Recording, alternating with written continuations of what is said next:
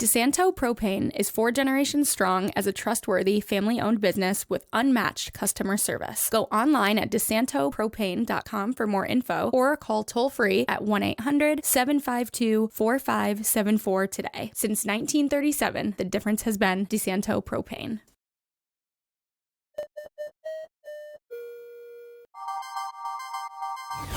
Do you want to know what's happening in the Finger Lakes?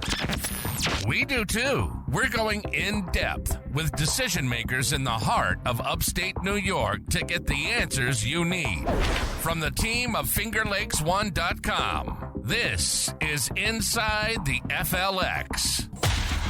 All right, it's time for our monthly chat with Auburn Mayor Jimmy Giannettino. Mayor, thanks so much for taking the time this morning. It's been a couple months, but spring is progressing.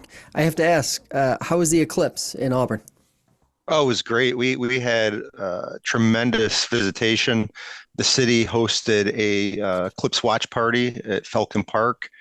I think there was a couple thousand people that were down there. The Equal Rights Heritage Center saw a huge increase in people coming through to pick up classes, and that actually translated to a higher visitation a couple days following the eclipse. We know the hotels were full. Yeah. Wegmans donated one of their massive cakes that they make down to the eclipse party. So it was a great event. Awesome stuff.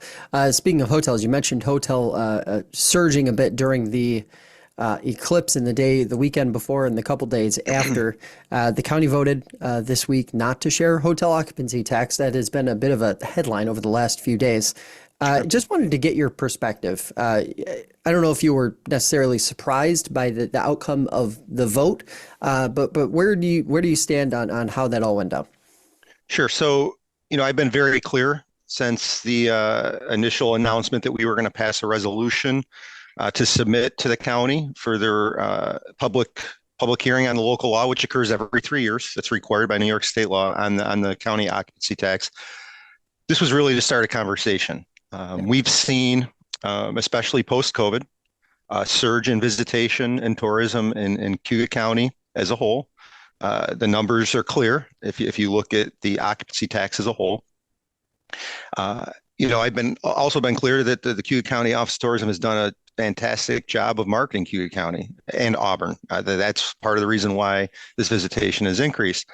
But what I know from our local historical and cultural sites is that even though their visitation is better than it was pre-COVID, they're struggling financially. And part of that is, the traditional methods of funding for these types of organizations was just the public. And oftentimes somebody might pass away and they might leave money to those organizations. And that trend has changed. And they're really just looking for some basic operating capital. And, our opinion is that could come from the occupancy tax. And while the county voted not to do that, I think it started a conversation that has been helpful. It's been healthy. It's been productive. And I think that there's room to collaborate from here going forward. Do you feel like it is that dialogue is at least in a good spot now, where both parties can maybe at some point lobby to the state? Is this something where you think maybe the state needs to shell out a little more funding to help you guys out with? The state's been actually a pretty good partner in terms of tourism. The city was able to secure Market New York grants. I think it was for a period of, it was either 4 years or 5 years. Yeah. That's been part of that overall effort. But when it comes to the local tourism thing and the occupancy tax, what I would like to see is a grant program through the Office of Tourism that, takes a percentage of the occupancy tax that's collected. That way we protect the Office of Tourism's budget. Sure. Because obviously they need to pay their staff and they've got their initiatives as well. And a portion of that be shared with the historical and cultural sites, not only in Auburn, but throughout Cuyahoga County. Yeah. Let's talk a little bit about the budget. Saw a proposed budget earlier this month. You guys, I'm sure, are in that process or knee deep in that process now. Talk to us about where that stands and what sort of stands out from it that you've seen so far. So we had our last round of presentations last night from all our department heads. One of the things I asked for at the beginning of the year after I was sworn in and we started preparing for the budget was to have each department head give a very detailed, in-depth presentation, not only of their budget, but what they do as a department and the services they provide the people of Auburn. And that was twofold. First, we had two brand new city councilors, and I thought that it would be helpful for them to get that overview from the department heads, even though they met with all the department heads when they first came on, but also for the public. And I say that because, government is often under the microscope and how much it costs to do things, and rightfully so. I have no problem with that. But the more transparent we can be, the better. The more education we can provide to the public, the better. I said it last night that, NYSEG, Verizon, any TV company, streaming service, they constantly raise their fees with no explanation as to why, right? Local government, if we have to raise taxes to pay for services, if we are transparent and show where every dime is being spent, I think that's an obligation we have to the public.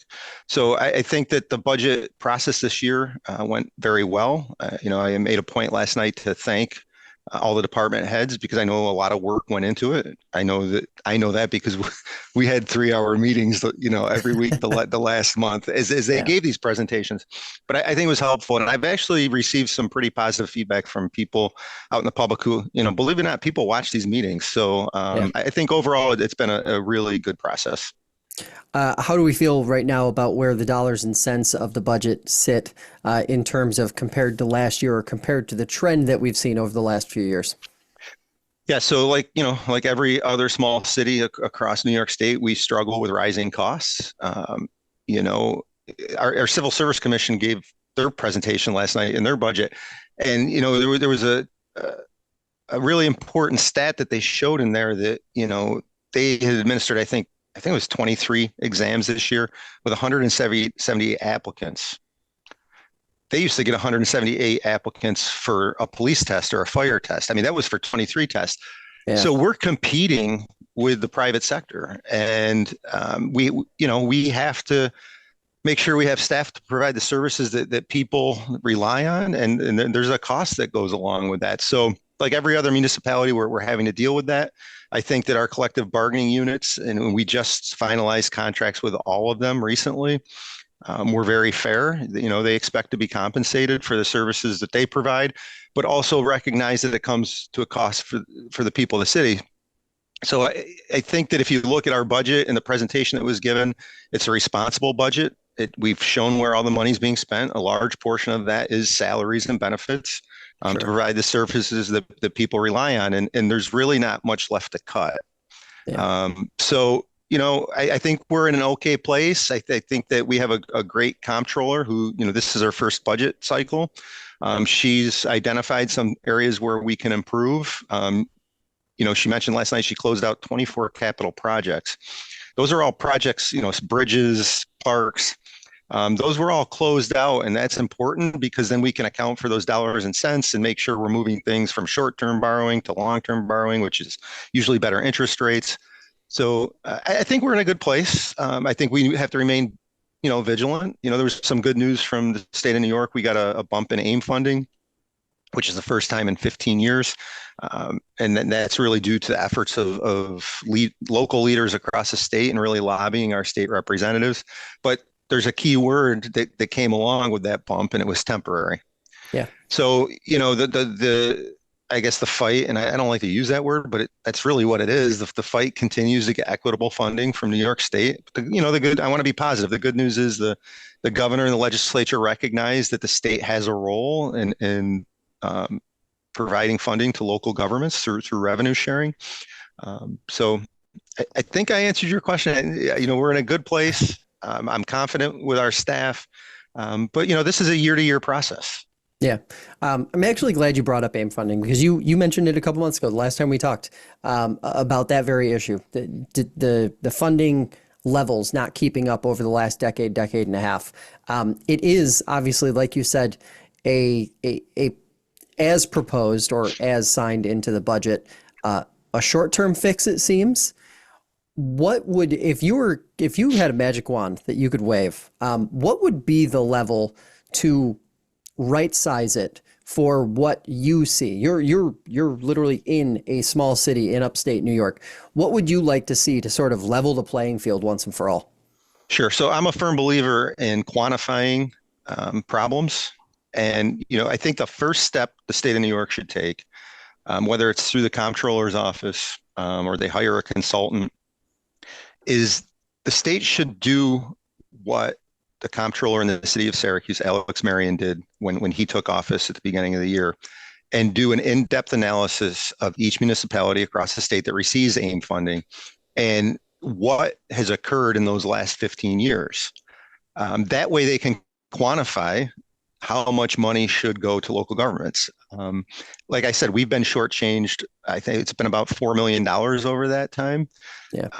If that funding had kept up with what had been proposed by Governor Pataki back when he started this, I think it was like a 2% to 7% increase annually, depending on how you handled your local property taxes. I think we'd all be in a very good place.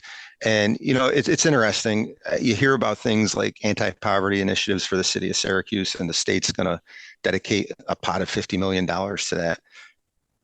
If you take a step back and just look at it, what better way to fight poverty than to make sure local governments are funded properly so that they don't have to continue raising property taxes to pay for the basic services that all their citizens rely on. So I would be a big proponent of an in-depth overview and analysis of where we are before they decide on how much money it should be.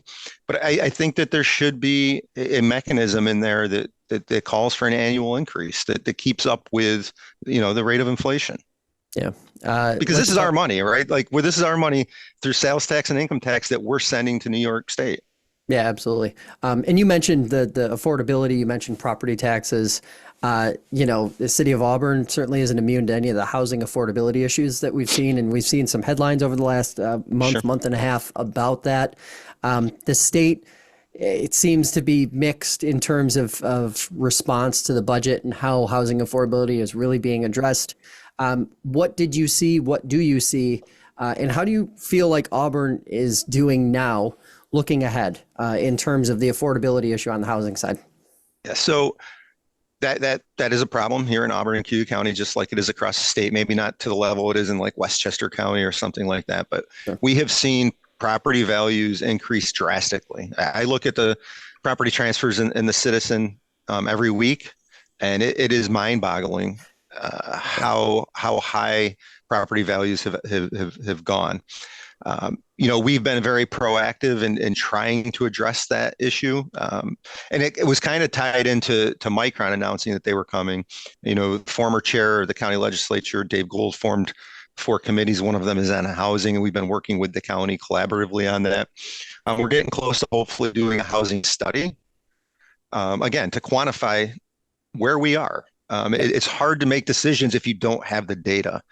And there seems to be an appetite with the county and a lot of the towns in Cuyahoga County to do that, because believe it or not, these towns are struggling with it too. I know the village of Aurora, great things are going on down there, but I also know that the property values are skyrocketing. And we have as human beings, not just as elected officials, but as human beings, I think we have an obligation to make sure that everybody has access to safe and affordable housing. I feel we've been proactive in trying to get in front of it. We've applied for our pro-housing designation with the state. Hopefully, I'm confident we will get that. And hopefully when we do, it will open up pots of funding to address this issue. Yeah. Hey, speaking of funding that the city is seeking, the former Chemung building downtown. Yes. A high profile spot in downtown in terms of if you guys could get that rehabbed and back to full occupancy, that would make a big difference. What's in the pitch this time around, and what did you guys learn from the first attempt? Yeah, so it's an interesting thing. Every city, large and small, deals with this problem with these former bank buildings. Gone are the days where banks need, Chemung, I think it's 5 or 6 stories, right? No bank needs that type of office space anymore. So you see these empty bank buildings, and oftentimes they're these beautiful historic buildings. The owner of that building is based out of California, but they have a semi-local property manager who's based in Rochester. He is super accessible. I talk to him about once a month. They did apply for Restore New York last year, and they did not get it. That award went to another local developer here in Auburn. The state put a component in that application around where if you had a project that had received previous state funding, you got extra points because they're trying to close out projects across the state. And as we know, the cost of everything has increased. So unfortunately, 120 Genesee Street did not get the award, but we stayed in contact with them and we said, listen, hopefully there'll be another round. You have our full support as a city. And yes, thankfully there was another round of Restore New York. They have submitted a plan again. They will be at council in the coming weeks to be part of the public hearing because we have to have a public hearing as part of this process. They're applying for $2 million. I believe it would be 14 apartments in that building, which what a gift that would be to downtown Auburn. We just talked about housing. There's a need for housing. I know from the other local developers here in town who have invested in rehabbing apartments in downtown that, as soon as those apartments are done, they're occupied. There's a high demand for them. I was just at the Micron announcement yesterday, to quote Chuck Schumer, Micron is coming, Micron is real, Micron is not going anywhere. It's going to affect us. And there are going to be people with good paying jobs looking for these types of apartments. We just had 2 brand new businesses open in downtown Auburn. So it's a great project. I feel that the developer would be a great partner. They haven't lost faith. They've answered the phone every time I've called, and I'm excited about this, and I'm hopeful that we can get them across the finish line with this funding. Yeah, that's great news for sure. Another downtown development or project that's kind of been on and off, it seems, for the last few years, the Shine Theater. Any movement more recently in the last few months on that front? Movement in the sense that I have been in contact with our partners at Empire State Development over in Syracuse, who have a direct connection to the developers of the Shine, the property owners of the Shine. Sure. And I am trying to get a meeting set up so that we can discuss what the plan is. I know there's a lot of frustration with the Shine, and I'll be completely honest, I share that frustration. Yeah. But the thing I always like to do is, before I'm negative about something, I like to be positive if there's a positive. And, when the developer bought the Shine originally, they were given $800,000 in funding through a federal program that we had a pot of money there that the federal government said either spend this or we're taking it back. And we awarded that funding to the developer. And he did exactly what he said he was going to do with that money. And he did all of the environmental remediation, which, whether people want to believe it or not, that is a huge bonus, because if something happened to that building, say God forbid there was a fire or something, and that environmental remediation was not done, I would guarantee you that the taxpayers of the city would end up being on the hook for that. So he did do that. Now, the next step, we need to know what that next step is. And I was very clear. I was on council at the time when the developer bought the building, and I said, I want you to know what you're getting into here. There's a lot of emotional attachment to this building. It's in the center of our downtown. There's still a population of people in this city that remember going to see movies. My grandmother was one of them. She tells me all the time she saw The Wizard of Oz at the Shine Theater. So we need to know what the next steps are. And I'm hoping that the developer is serious about taking next steps. And we are in the process of trying to get that meeting set up. Yeah, certainly a tremendous amount of upside with that property. Sure. Can you give us an update on the suit that the city has filed in partnership with another municipality over Owasco Lake, the water regs there? There's obviously been some tension, some frustration between the city and the state about how the state has handled this. Where do things stand right now that this has been going on for a few months? Yes. So that lawsuit is the city of Auburn, the town of Owasco, and the Owasco Watershed Lake Association. They joined that lawsuit as well. The initial hearing was held here in Cayuga County, and about 2 weeks ago, no, maybe 3 weeks ago, and the judge has decided to move the jurisdiction to Albany County. So we've regrouped and met with our attorneys through Earth Justice to see what the next steps are. I'm sure we'll be having a hearing scheduled in Albany County. Um, you know, I feel bad that we're at this point. I never wanted to be at this point, but it was a necessary step. Yeah. I just mentioned Micron, right? There's a lot of reasons why Micron's coming here. Onondaga County, Ryan McMahon did a great job of making sure they had a shovel-ready site for a business of this magnitude. There's obviously been federal and state funding that has been attractive to Micron, but there's one reason that you can point to why Micron's coming here, and it's access to clean water. Yeah. And, in this area, we have the world's largest concentration of clean water, and we have to get serious about protecting it. So the last thing we wanted to do was sue the state of New York, but they have an obligation, and that obligation is making sure we have rules and regulations that allow us to protect that lake. The obligation is following federal law and, granting us a total maximum daily load for Owasco Lake. And as we look at the Finger Lakes as a whole, I would really like to see the federal government do something like they did in Chesapeake Bay and have a cleanup plan for the entire region, because every single lake in the Finger Lakes is dealing with this very issue. We just happen to be that canary in the coal mine where we were the first one. And, I'm confident in Earth Justice's ability. They have blown me away with their advocacy. So I'm going to remain optimistic that we will have a positive outcome from this. But we're just waiting, the next court date in Albany. Sure. Absolutely. Mayor, thanks for the time. As always, we'll be talking to you next month. All right, Josh. Thank you. Have a great weekend. You too.